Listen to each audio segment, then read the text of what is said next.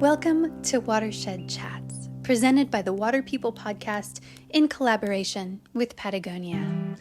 Watershed moments are traditionally understood as a division or distinction between two phases. They can be turning points that define our shared history. Here, we sit down with experts and those having a go at building and dreaming new ways into fruition for a healthy and habitable future on planet Ocean. Our podcast comes to you from the coastal land and waters of both the Bundjalung and Kabi Kabi nations. We'd like to acknowledge these traditional custodians and pay respects to elders, past, present, and emerging. We'd also like to extend that respect to all First Nations people this podcast ripples out toward. Geoff Lawton is a permaculture systems designer who has spent more than 30 years implementing and teaching the principles of permaculture. Geoff studied under Bill Mollison, the Tasmanian son of a fisherman who first coined the term in 1978 and defined permaculture as the conscious design and maintenance of agriculturally productive systems which have the diversity, stability, and resilience of natural ecosystems. It's the harmonious integration of the landscape with people, providing their food, energy, shelter, and other material and non-material needs in a sustainable way. With permaculture's holistic mindset and ethical design science, Geoff Lawton has gone on to educate more than 15,000 students and consult on projects in 52 countries around the world. Because of the breadth and depth of both permaculture and Geoff's experience, we wanted to jump right in with a question rather than having Geoff explain the basics of permaculture. But if you're curious to learn more about permaculture design or philosophy, Geoff has really generously provided Water People listeners with free access to his permaculture green room on his website, discoverpermaculture.com, where you'll find hours and hours of inspiring free video content from Geoff himself, one of the leading permaculture designers in the world. All you have to do is click on the link in this show's description or our link in bio on Instagram, enter your email, and prepare to be astonished with a solutions-based approach that so many of us are craving right now. Geoff is also just about to launch his 2020 Permaculture Design Certificate course that Dave and I both are hoping to attend. You can learn about that full course by, again, clicking on the link in this show's description or heading to our link in bio on Instagram. Back to the podcast. Dave sat down with Geoff after we all had a family surf together and posed the question to Geoff, what is the primary problem that you're intending to fix or balance with your work? Education is the biggest thing because it is about educating really the global humanity, and we need to get to a tipping point. And really the education is that people need to be able to see, and that sounds really unusual, but most people are quite blind to the patterns of nature and how important they are. And once you teach people to see clearly the wonder of all the patterns, and then you lay on top of that a framework of ethics and design with science, and mostly life sciences, but also the hard sciences, because there's nothing wrong with science. It just has to have an ethical framework. So once you have design with ethics and science together, you then see all the potential possibilities of working with natural patterns. Now, as soon as you get that realization, it just starts to run away with you. It's kind of an infinite journey of all the things that you can do to be a beneficial human, so that your life is something that is of the most benefit of anything in the universe. So right at the moment, as far as we can tell, humans are the most damaging element in the whole universe. We haven't found anything more damaging than humanity, and we're overpopulating at a crazy rate. So the damage is expanding. But the reality is, there's no negative without positive. There's no light without dark. There's no life without death. Everything is balanced. As negative as we presently are, we can be equally positive. But until we get the education, until we see, until it's pointed out to you, it's right in front of us all the time. It's continuous. That the way we live, the way we interact with the world can have a benefit. So it really does start with education. Once you get through this educational process, you have an aha moment where you suddenly see it. It's like riding a bike. You never forget from that. I can change the way you see the world. And there are many permaculture educators out there. I mean, we're a growing number of people. And my passion has been to produce very active students who become better teachers than me and better designers than me and better consultants than me, who can get out there and change the world and produce more of the same, increase the production of people who can educate and get people to understand that we can completely change the paradigm. As destructive as we are, we can be equally beneficial, regenerative, positive, call it what you like, but our footprint can be positive. And an interesting thing happens is that we moderate our population at that point naturally. Our population moderates when we change our perspective of wealth. Right at the moment, wealth is measured by this false economy. It's false. It's very false. There are many people who are wealthy but poor, and there are many people who are poor but wealthy. So when you change the definition of wealth as being an abundance of clean air, an abundance of clean water, an abundance of sensible housing, warmth, friendship, community, in a paradise world, in a world that's full of abundant ecosystems, no such thing as pollution, no such thing as waste that can't be reused by ecosystems. All of this we can design. No such thing as planned obsolescence. It's actually not that big a challenge considering our capability. Humanity's got great potential. It's just not well focused. That's all. And it really does come down to understanding and appreciating the natural patterns that are expressions of energy, actually. A pattern is formed, harmonic patterns are formed by pressure between two media. That's all there is. As surfers, we can't understand that because we see pressure in storms that create spirals, that create pressure between air and water of chaos. Oversupply anything with energy that can't be put to harmonic or productive use, it goes into chaos. But then as that energy is absorbed, it becomes swell lines. When that energy travels across an ocean and rubs up against another media, the coastline or a reef, and the wind is now opposing, it brings up the spiral shape again. It brings up this form, light, and all kinds of things interact. You have this wonderful appreciation. As we've just been for a surf, we understand. We've just experienced this. But it's the same if you're talking about a fisherman looking at the way you cast a line into a flow, whether it's a river, whether it's below a waterfall, whether it's in a surf, whether it's on a reef. You know, there are many, many things. Like when you ride a horse, you know, there's even a moment where you get in the unity where it's you and the horse are one. You're in total appreciation of each other. You're sort of unified.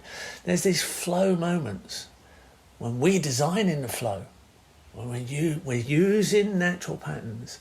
At that point, when we extend that, we have an infinite journey of positive productivity. Productivity doesn't matter at that point. There's no more pollution. There's no more waste. There's no more inequality. And wealth is defined as something completely different. And what happens is that when there's a reduced struggle, then our fertility rate moderates. There's a very interesting thing with fertility. When living elements think they're wealthy, their fertility rate drops. When they think they're struggling, their fertility rate rises. So, you know, as we come into this zone of understanding that it all starts with being able to see patterns, and you need to produce teachers who can get that passion across. And you light people up. They light up. They realise that there's all this meaning that they can be involved in all this meaningful activity. Their life can become meaningful. So it's a bit of a responsibility because you change, people change, but we have to. It's obvious we have to change. We can't continue the way we are. It's a very short journey, actually, if we continue the way we are. And very, very small things can change everything, like a virus, like now. A tiny thing we can't even see, has changed almost everything in what we call the civilized world. Well, I have a on top of you just pretty much giving the best explanation of surfing that I think I've ever heard, because of that big view of where we sit within that amazing process of spiral energy as surfers. I see that your sensitivity to the patterning nature of life and harmonics is deep in your bones. And what I immediately then think of is, how do you guide those of us that understand that there's patterning and there are harmonics and there are forces and energies that work in equilibrium or out of equilibrium? What's that next stage for someone who hears what you've just said and agrees, has a spark fanned in them right now by hearing you speak this way, and go, okay, what do I do with this new energy that I feel? What can I do to somehow embody or express that energy that's just been cultivated from what you're saying? What's that next moment once you've had that aha moment that you just spoke of? How do you guide someone in that next stage? Obviously, there's education. You can go on and learn more, but when you take action, to go into action, you start small. You start small and quite simple, because even in the smallest patterns, there are lessons. It's definitely not a good idea to go big and extravagant and try and put a lot of energy into something that you're not yet experienced in, because you can be overwhelmed. To stay in harmony, you have to stay in a situation where the energy you put in can be used by the system. And you at the early stages are not a big system designer. You can't just become a big system designer. You can move towards it quite quickly today, because there are lots of experience. There's lots of, and there's lots of way of transferring information through multimedia and high quality media, incredible definition, video, etc., and wonderful, increasingly better, wonderful mapping systems. But I always advise people, start small, start really small, test everything in a small way. Something that's easy to do. Don't worry about achieving something small initially that's quite simple, and let the system teach you. Even if it's small, living systems demonstrate their evolutions right in front of you. And when it's small, if you make a mistake, it doesn't really matter. You haven't wasted a lot of energy. It's taught you just made a mistake. Okay, adjust it. If you jump into something big, it can be too expensive and too demoralising. So start small and grow. And something very interesting happens. The living system itself becomes the teacher. As long as you allow it to demonstrate its evolutions, allow your systems to demonstrate their evolutions and then dynamically adjust. And the edge, which is the pattern that you're dealing with, the edge factor increases and increases and increases and increases. There is a point when you can't lift any more weight. The volumes are too high, so inertia stops you. And there is a point where you spread so far that viscosity stops you. It just becomes too sticky out there. You've got too many small little entrails and little pathways everywhere that you can't get any bigger, because there's too many numbers of small elements. It's just like a tree. Why do trees not keep growing, getting bigger and bigger and bigger? The trunk can't get any thicker at a certain point because it just can't lift any more fluid. The inertia, the weight stops you at the big flow end. At the outside edge of the branches, it can't break down to another set of branches because viscosity stops it. We're no different. We're no different ourselves. So we need to know that we are in order. There are set orders out there in the natural world. It's not just physical patterns and the patterns of music is harmony and noise is chaos. So you get harmony and chaos balances. You've got to understand those edges So when you start getting into patterns, you're very much dealing with edge, an edge effect. And right on the edge of chaos, just before chaos happens, just before you oversupply a system with energy, when it goes into chaos, just back from that is the most potential for creative and productive form. So you could say, this is why we like surfing the edge of the chaos, right? You're right on the edge. So, and the same with fishing, and people climb mountains, they get right to the edge of where they might fall off. They go right to the edge of the waterfall. They go to the edge. We live on edges. We live on the edge of the ocean. We're experiencing two media interacting. The pressure between two media gives us that pattern form.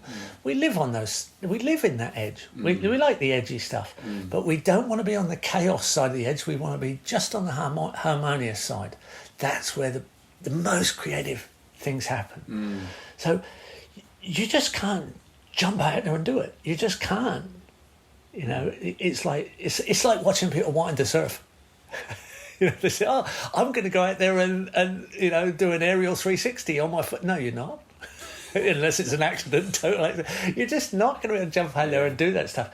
It's thousands of waves later, you're starting to get the feel of it. I can totally hear what you're saying because of what we've already started playing with on the property that we're looking after here, where, at the beginning of this surf season, so quite a few months back, I had the real enthusiasm going about creating a new sort of plot on the property here where we could be cultivating food for our neighbouring families and our small little cluster of people around our property. And I remember feeling like, I really wanted to come in hot and get really stuck into it. And you were very much in that perspective of just like, just, one step at a time. We'll just feel this step out. We'll see what happens and we'll move on. And I was just reading Wendell Berry at that time, who was talking about making sure that we have conversations with the landscape. It's not a one-way street. You're not just barging in there saying, I want to plant X, Y, and Z over there. We need to have a conversation. And so when we started and we prepared an area that had been logged a couple times and there'd been cattle on there, been very discarded, and we got in there and had a look at the space and started to feel it out, all of a sudden we start getting one amazing swell a week and pretty much 100 mils of rain a week. And it's 5 months down the track pretty much, or 4 months down the track, where we've had unbelievable surf, so much rain that it's very, very wet and boggy over there. And I've had to very much do what you're saying, which is just be simple and observe and listen and look at that little system over there and what it's telling us and telling me.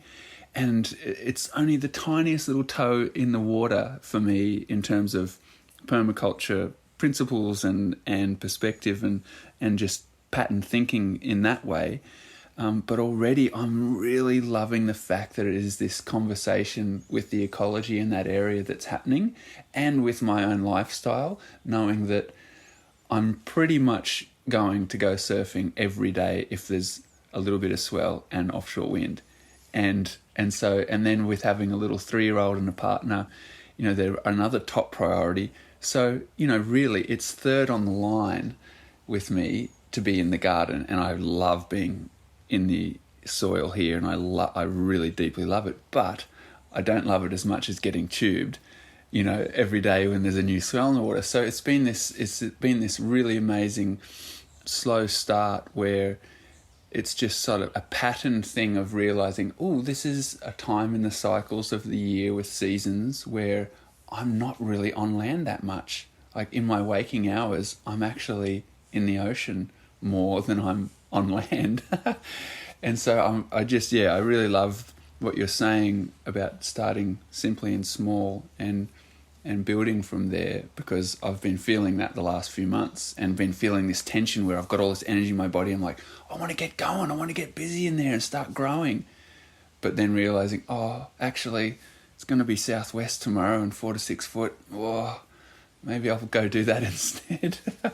So I wonder with that, how you then incorporate doing this sort of work, play, whatever you call it, where you're someone who's had the aha moment, you realise that you've got enough energy and time to put something into practice, be it gardens or just the principles in your life, then what happens from there? So do you like to send people to where a lot of your information is?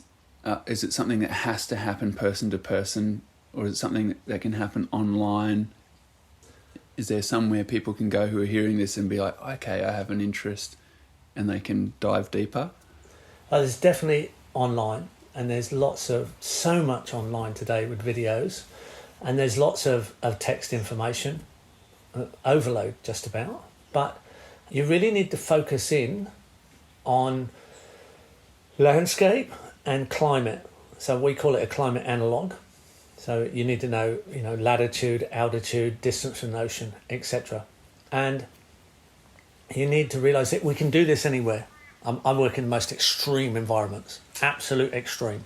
Can you give me an example? Well, central Saudi Arabia, I was just caught up in COVID there on a massive landscape where I'm working with 75 mil of rain and temperatures going over 50 degrees centigrade. Work in the Dead Sea Valley. I worked in the Amazon with up to 5 meters of rain, 7 meters in places. Fishermen of the flooded forest in the Peruvian Amazon in Ucayali, where the river's 2,800 kilometers from the ocean at the back of the Peruvian Andes. And it goes up and down 20 meters from dry season to wet season, 20 meters vertical. So it will go 80 kilometers out in the forest. Some of the trees are flooded 10 meters deep, with fishermen who have to fish around listening for the noise of falling fruits. Very, very hard to get enough fish when it's that flooded. And then there's concentrated in dry. Extreme variations. The world's wonderful. It's just wonderful. It's full of amazing realities that we can easily design with, but you must learn how to. I'll use that analogy. You used language, right? So, okay, you had to learn to have that conversation. How am I going to learn the language of this landscape? And then the dialect of that particular language in this landscape. So I live in northern New South Wales. We live in the same region, but I'm 45 kilometres inland, directly straight inland from here. And as soon as you move away from the ocean, anywhere on this planet, you get a continental effect. It gets hotter in summer and cooler in winter. Even 45 kilometres, there's some effect. And as soon as you get closer to the ocean, you get more coastal showers and you get warmer winters and cooler summers. But it can be quite dramatic. And then there's what we call the orographic effect. So here, we're very close to Byron Bay. We're nearly the most easterly point on the whole continent. First place that gets the sun, Byron Bay. So Broken Head Hills are just south. But they're hills right on the ocean here, so they actually catch a little bit more rain. Now, that's not something, they're not a Broken Head meteorological station, right? Not exactly here. But since I've been working with you on this, we've been communicating, and you've been telling me, I got 100 mil of rain, I got 10. You get 280, I get 120. Wow, I realised that although obviously I can talk to this northern New South Wales landscape, I've worked in this landscape for a long time, but the dialect of Broken Head is slightly different, and you get that much more coastal showers at this time of year. I was shocked. So I came in with all my experience to help out here, and it's like, oh, this area we want to farm, this area we want to feed 8 families straight up, I'm going to jump in. The paddock hasn't been mowed for 10 years, 9 years or something. And it's like, what's it like underneath? We don't really know. First thing we've got to do is cut all the grass with a tractor and rake it all up. Well, it's easy. We got that done. And it looked okay. And then we said, right, okay, this bottom flatter area, we'll work this up on contour. Thank goodness I went on contour.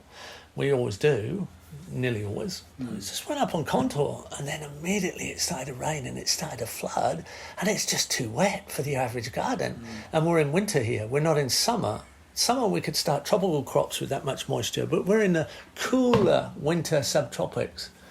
And it just became obvious that, okay, with all my experience, I didn't see that coming. thank goodness we only did 2 or 3 little beds and put in a cover crop and just test it. It's speaking to us saying, this isn't the spot for your average European style vegetables or even a mixed version. We've got to move up onto the hill. Okay, don't panic. It's all right. The land's not going anywhere. You know, luckily, you're not disappointed. You've been surfing. We've been watching it. It keeps flooding. And we say, well, it's no good having a garden that floods for like 6 months of the year out of most production crops here. We can do some things in the summer. We can have a kind of Hawaiian type tropical flooded, semi-flooded garden in summer-ish. We're going to move up on the hill. Now, like that's me with all my experience, all my global experience in my own landscape. But I just needed to learn that dialect. Working this close to the coast, normally you haven't got hills right on the coast in many spots. And the most easterly spot, you're just picking up all those extra showers. Now, it's not about ever giving up on anything. I wouldn't give up on anything. I can garden on concrete, on top of a high rise, doesn't matter. If you know, right up to the edge of the Arctic and right to the hottest deserts, doesn't matter. Up to the highest altitudes before the tree line. We can achieve something. We can definitely comparatively make a big difference of natural beneficial production, where everything we do produces more soil, creates more diversity, and improves the landscape in general as we get what we need from the land. The land gives us from our work. But you have to adjust. So it's been I'm really pleased that you can see it because it is a conversation, and it's talking to us in an unusual way that I didn't expect, and it's okay. Here's a lesson. We're going to move up slightly closer to the front gate and slightly up on the hill, and we'll fire away. And this will be permanent now, as we can put a bit of work into permanence, because permanence lasts a long time. And what happens is it becomes part of life. I'm not about being the best farmer. I don't want to be the best farmer. I don't want to be the best gardener. I don't want to be the best seed collector. I don't need to be. I'm not that precious about it. I just want it to be easy, just part of life. So when you've got it set up, I would guarantee that by this time next year, it'll be when there's lots and lots of surf. We've got plenty of time to go surfing, and we can leave the garden for a day or two. We only have to do a half an hour here and there, an hour here and there.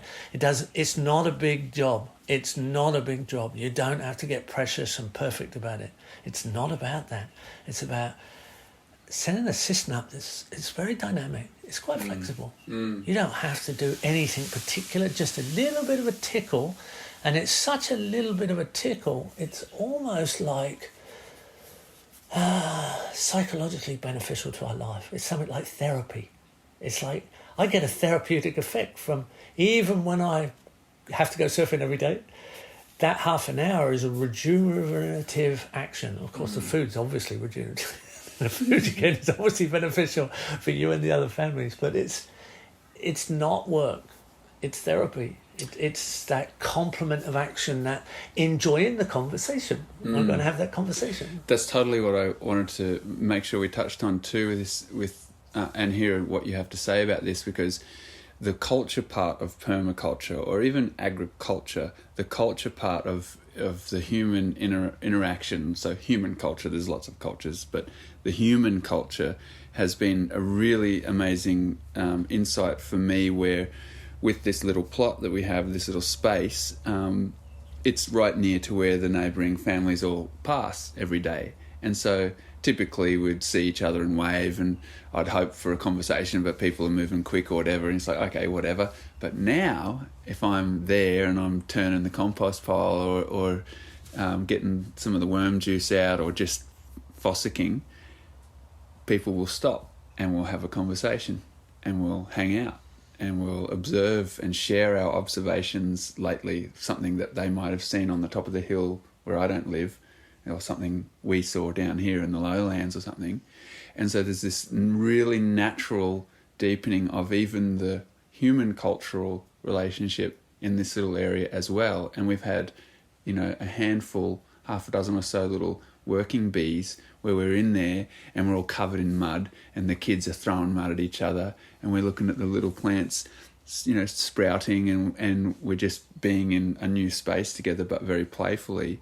But it's really meaningful. Like you're saying, it's a really meaningful and a therapeutic thing. And we're just like toe in the water scale here. Like we are so toe in the water with this little space over there.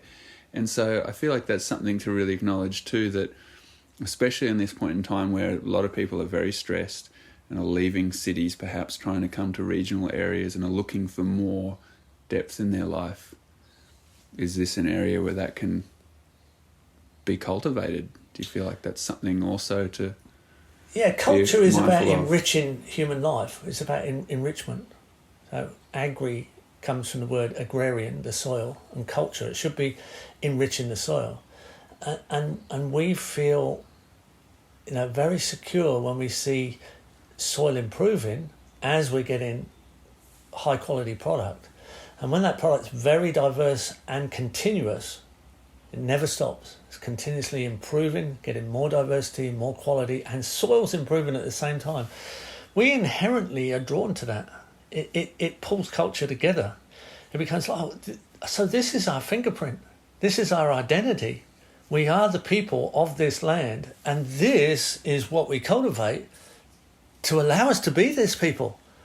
We if we can't grow breadfruit in the subtropics, then that's not part of our culture. That's something from the islands and from the tropics.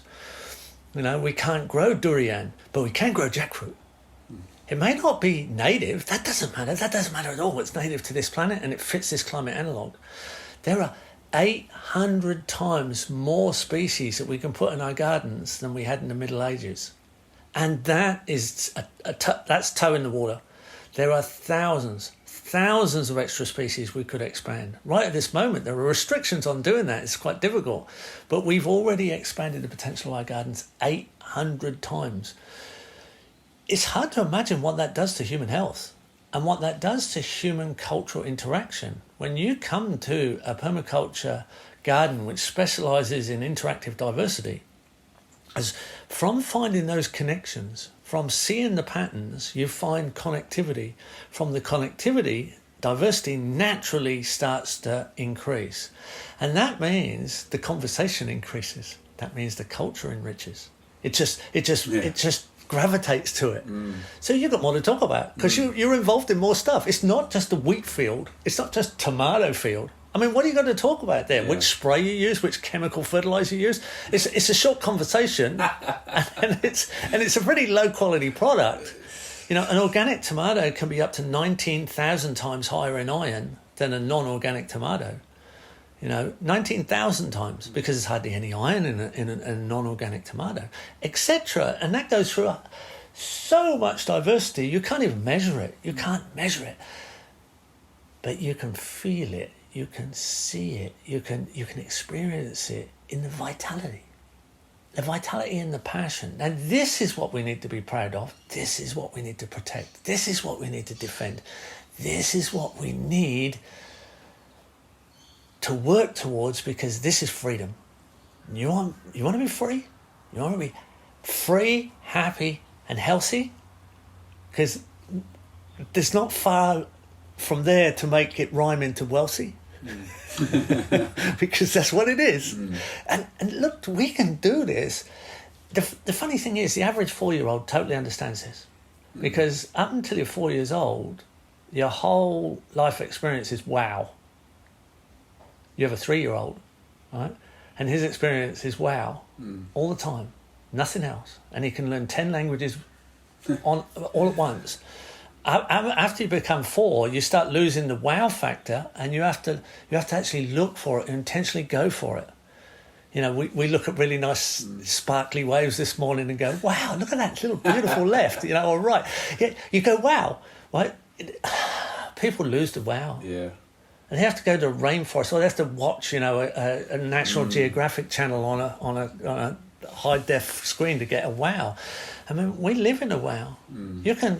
Your whole life can be, at any moment, you can be like a 4-year-old. Wow, that's wealthy. That's great. That's something we shouldn't be cut off from that.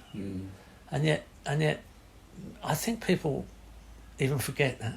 That has great value.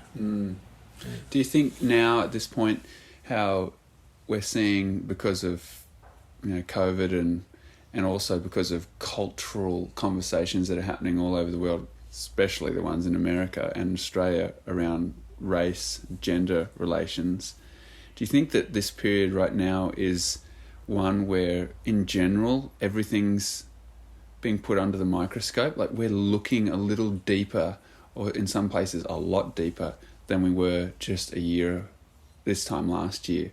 And do you feel that food production, where our food comes from and our relationship to ecology, is also under a microscope right now? We're really looking at it and looking for solutions and looking for ways to balance and better the current situation? Yeah, I do. Because when the world's getting worse and worse and better at the same time, it's polarised. It's sort of like pulling itself apart. Things are getting better all the time, things are getting worse all the time, and we need to sort of stop the worst bit going and pull it back. But our ability to look, with the internet and smartphones particularly, I think present humanity does more reading than anybody ever before. Because you just see people all the time reading. They're continuously reading or typing. And a lot of them are searching. And we have this ability to search. And what's available for us to search, okay, there's a lot of trash out there as well, of course. But when you have a mission because, something's happening globally, I need to think about this. It's making people think. It's making people... And some people are going from thinking to action. So, we're getting a lot of people moving to rural areas, working online instead of going into town, rejecting the city. This could be one of the big change moments. There have been a few change moments in the world. If you go back in history, there have been peaks. And remember that this is something else that surfers understand. There are not set rhythms in the universe. There are pulses. It's like sets of waves. You get a swell. It doesn't just come 6-foot waves one after the other. There's a pulse. We call it a set of waves. But there are even pulse stars. We have a pulse. The pulse goes up and down. Things come in pulses. Now, human consciousness comes in pulses as well. So we had a pulse, in and around the 70s. When there was this big change era around the Vietnam War and the protesting of the war and the alternative era, so we had a pulse of consciousness. If you go around the world, there are many places that became examples and educational areas at that time. Northern New South Wales was one, the Aquarius Festival, and then we had the Woodstock, and we had Copenhagen with.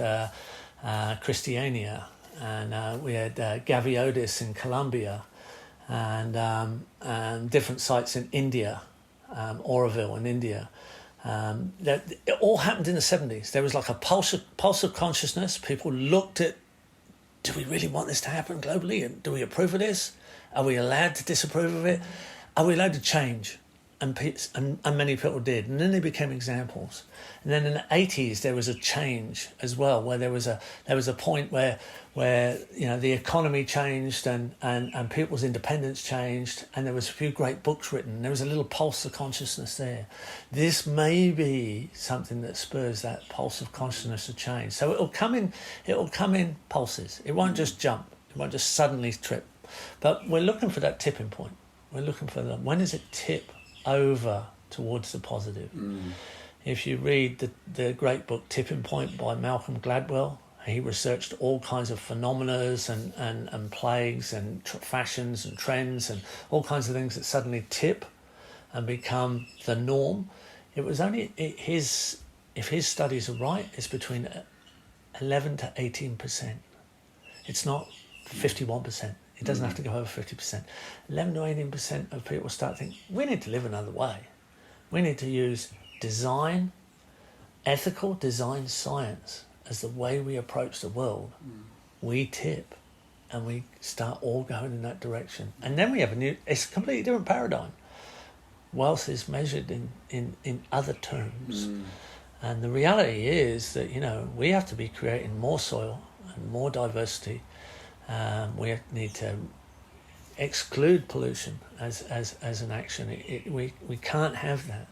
We can't be polluting the atmosphere, we can't be polluting the landscape, we can't be polluting the oceans, and we have the ability to do it. And we can't be exploiting people, because that just leads to overpopulation. So for this kind of education, you have your courses that pop up that people can participate in, and this is about to happen, in a few weeks' time. Yeah. Or probably when this comes out, actually, as people listening, it might just be a couple of days or so. What's available there? What's your goal and your dream with this particular body of work that's going to be shared with people? Well, I've been teaching for over 30 years a design certificate course, permaculture design certificate course, in a face-to-face format, taking just over 2 weeks to achieve.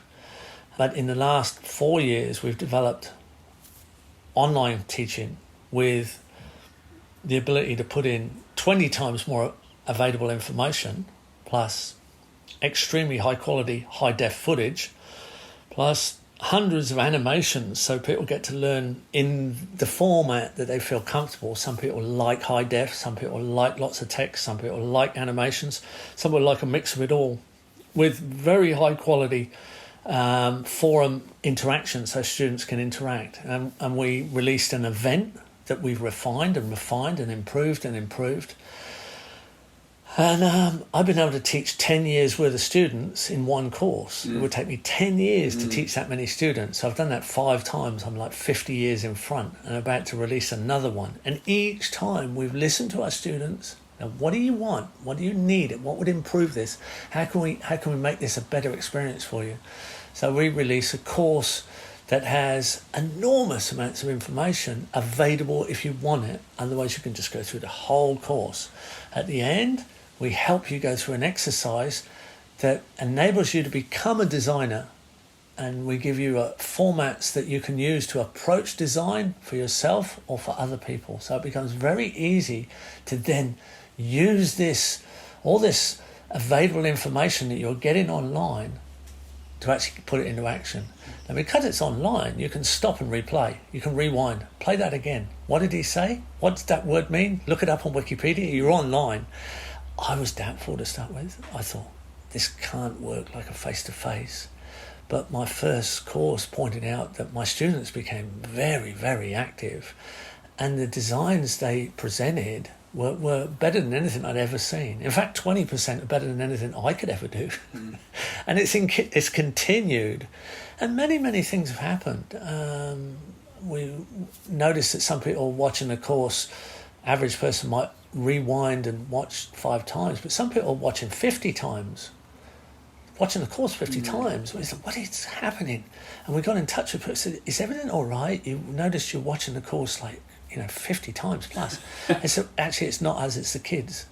The kids keep replaying your course like they replay videos, and the children are talking to us about design, permaculture design at the breakfast table. They're debating with us, our little kids are debating with us about the education process of design, literally design science. So that presented an opportunity for permaculture homeschool education. So again, the system demonstrated its evolution from an event we noticed, and we said, okay, let's provide it. And on it's gone. So it's that's exciting. That's really exciting. And now here we are with a COVID experience, and people can't travel, so it's kind of essential. We've got it.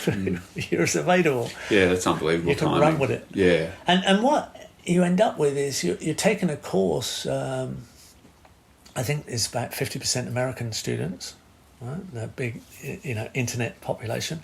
Canadian, Australian, New Zealand, English, Indian students come next for the English language, and then the whole world tapers off with the student numbers percentage-wise. There's the whole world in the course. So you're interacting with people all over the world if you want to. So there's an in-course Facebook page, which is super hot conversation. It's supposed to be the water cooler conversation. It's supposed to be the casual conversation. But people form online relationships with other students all over the world and share their experiences. So again, in a non-physical sense, but in a social media sense, people come together and gravitate around the subject. And that's exactly what we wanted to happen. So we're very pleased with it.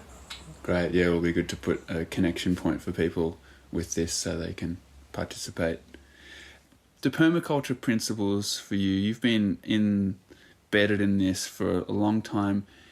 Does it become something that is within daily life far beyond your work and play in the garden? Do you feel and think in permaculture ways when you go to the beach for a surf or you go fishing? Does it sort of spill over into many other areas of life for you, or is it something that's a little bit compartmentalised and is for this space over here? Oh no, you can't pigeonhole the experience. You can't pigeonhole permaculture. That's one of the problems people have with it. It just doesn't, you can't fit it in this box or that box.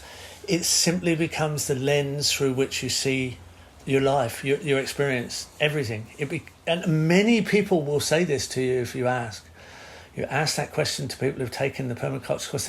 It changed the way I see the world. It became the lens through which I see the world.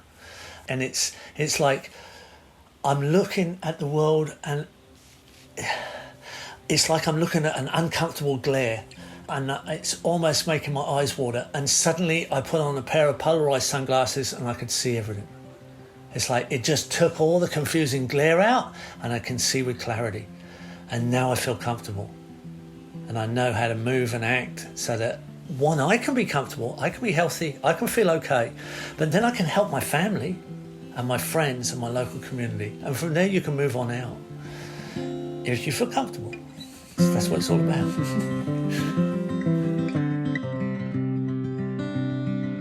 This episode of Watershed Chats is presented by Patagonia, whose purpose-driven mission is to use business to protect our home planet. Thanks to our sound engineer and musician Shannon Soul Carroll and artist-in-residence Chris Miyashiro. On behalf of myself, Lauren Hill, and my co-host Dave Rastovich, thanks for listening with us. Learn more at waterpeoplepodcast.com.